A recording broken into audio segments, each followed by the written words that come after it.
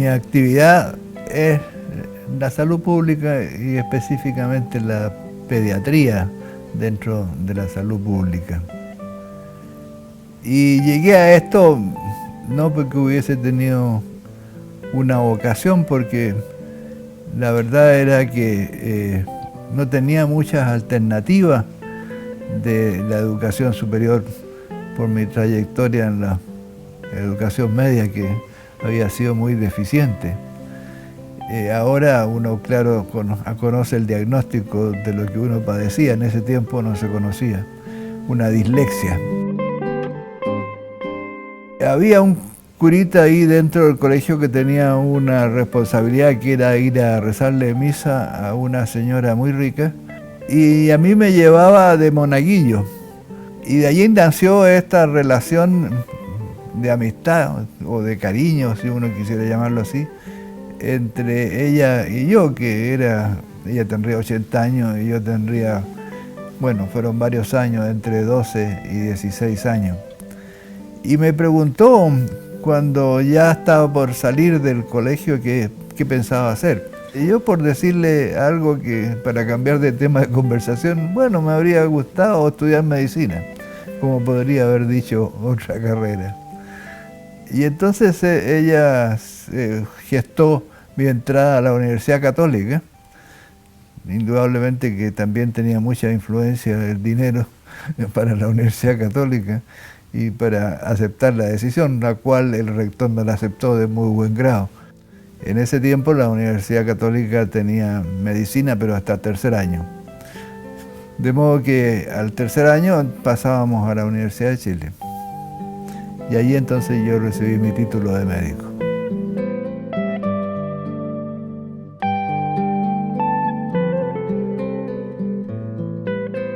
Para mí fue un impacto fuerte el haber tenido esta vivencia en la población. Yo estuve un poco más de 2 años en la población de La Legua.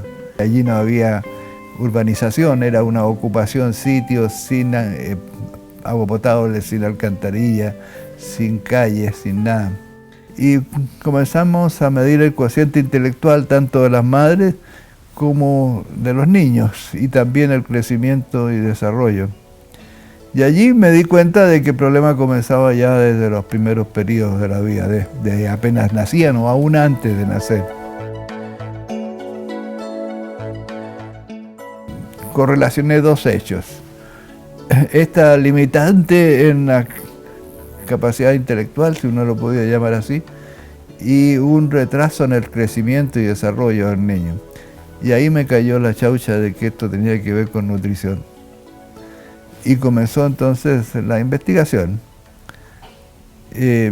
Buena parte de mi vida me costó primero darme cuenta en qué consistía el problema.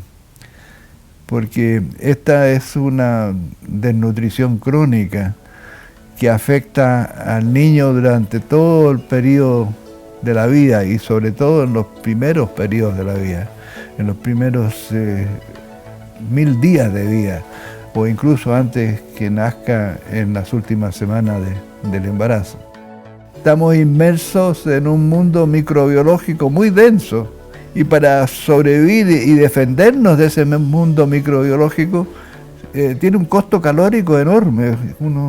Algunos especialistas dicen que más del 30% de las calorías que uno ingiere se van en poder defendernos de la invasión microbiológica, virus, bacterias, parásitos. De modo que cuando el niño está en una situación limítrofe, las defensas caen y fácilmente se infecta y fallecen de bronconeumonía, fallecen de enfermedades infecciosas, fallecen de diarreas, de deshidrataciones, etc. La segunda cosa es que hay un retraso en el crecimiento y en el desarrollo de los niños. Y ese retraso no es solamente físico, en la talla, sino que también intelectual.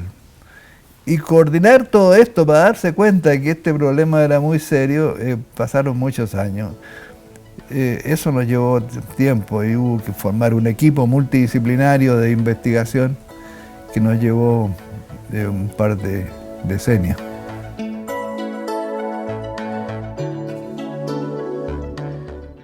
Nuestra observación nos llevó en el hospital pediátrico, y los pediatras sabían muy bien, que un niño desnutrido era muy fácilmente vulnerable frente a los trastornos hidrosalinos, que fácilmente por la diarrea perdía una cantidad enorme de agua, se deshidrataba y se moría. Descubrimos que era indispensable contra el tiempo suplir el déficit de potasio que se está produciendo y meterle calorías, además, glucosa o algún otro hidrato de carbono fácil de absorber. Y eso fue lo que hicimos y nos dimos cuenta con un resultado espectacular, que en ese caso podíamos recuperar rápidamente a ese niño subalimentado si le estábamos dando suficiente cantidad de electrolitos intracelulares junto con calorías. Y ese éxito creo que significó ahorrar muchas vidas para todos los niños del mundo. La Organización Mundial de la Salud la absorbió y la hizo común para todos los países con problemas similares de pobreza y desnutrición.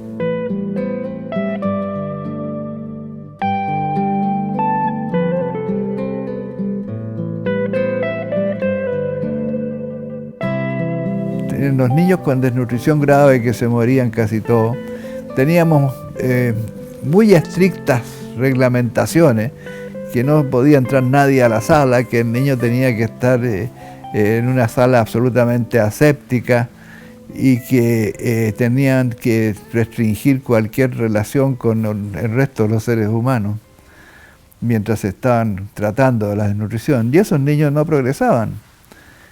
Y en una ocasión que a mí me tocó conversar con una auxiliar en la tarde, cuando ya había ido la gente del hospital y teníamos esa sala metabólica, vi que una auxiliar tomaba a los niños en brazos y estaba cantando con ese niño en brazos, y que se paseaba por la sala, lo había sacado de la cama.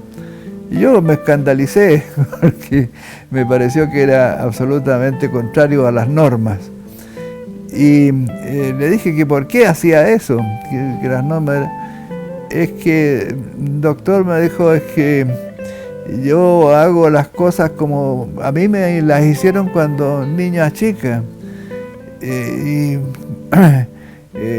había que cantarles, había que tener unos niños en brazos, había que tratarlos con cariño.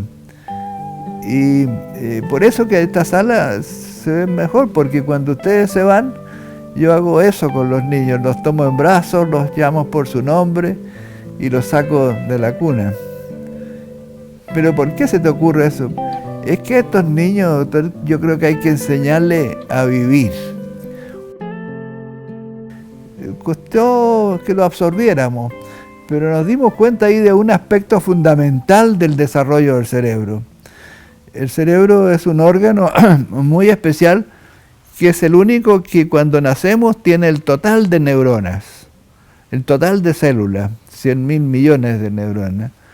Y de allí para adelante crece muy rápido, a 2 miligramos por minuto casi en los primeros meses de vida.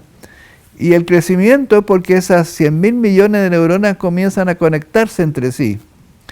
Y esa conexión depende de muchas cosas, la nutrición es una de ellas, pero fundamentalmente de la estimulación cognitiva, la estimulación que el niño está recibiendo del medio ambiente, ya sea de los colores, de la música, de la palabra, del afecto, y eso hace que se vayan conectando adecuadamente y construyendo la arquitectura del cerebro. Son dos factores, nutrición y estimulación cognitiva y emocional. Eso lo aprendimos ahí por esa auxiliar. Hicimos otras investigaciones, primero en animales, en ratas y después en humanos, y nos dimos cuenta que el factor estimulación emocional y cognitiva era fundamental, que sin eso no había recuperación del niño, que el niño no retenía el nitrógeno y no comenzaba el crecimiento de nuevo.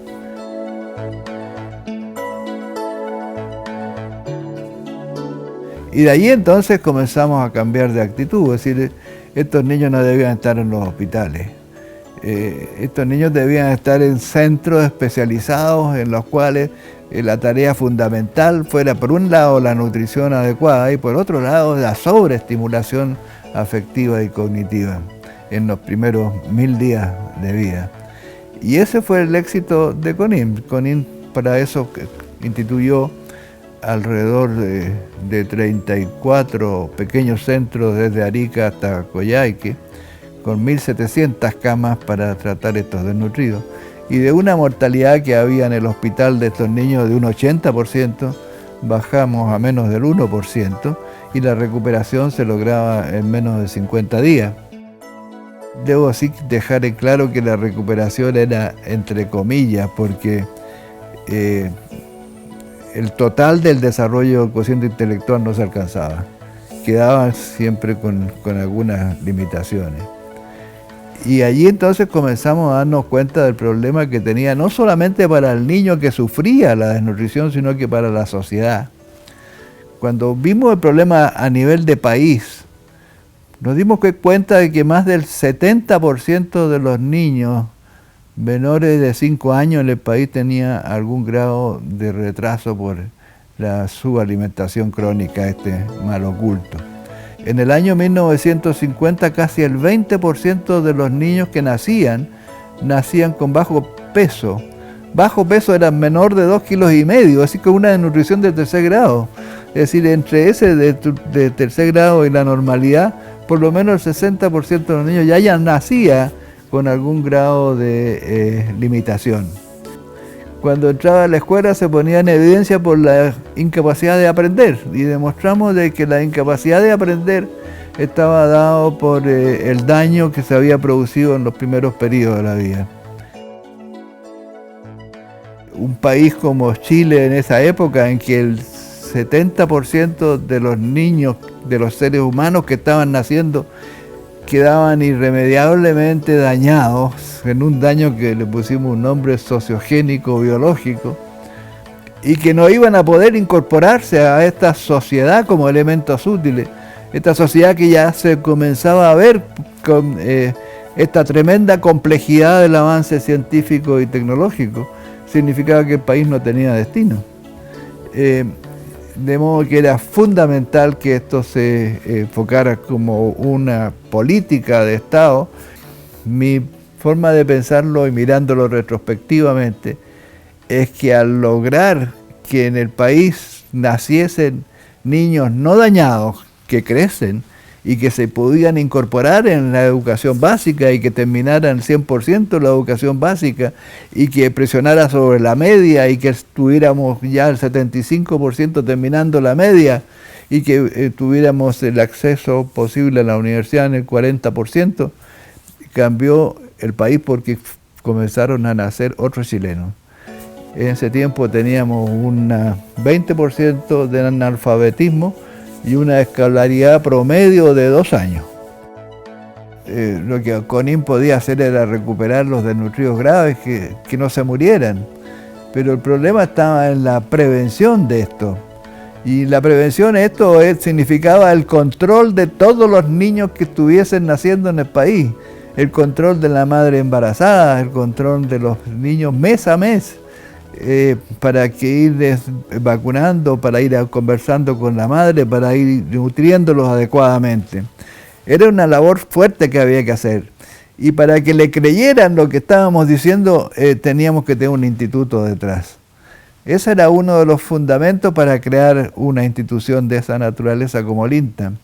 Y el segundo era que necesitábamos de investigación multifactorial, que no podía ser una investigación solamente biológica, sino que sociológica, antropológica, económica. Y decidimos entonces hacer este instituto, que desapareciera la desnutrición y el daño de esos primeros periodos de la vida. Y yo diría que es el avance más trascendente en la historia de este país. En el caso de los países del contexto de América Latina, yo creo que Chile ha sido el único país que ha logrado solucionar evidentemente este problema de la desnutrición.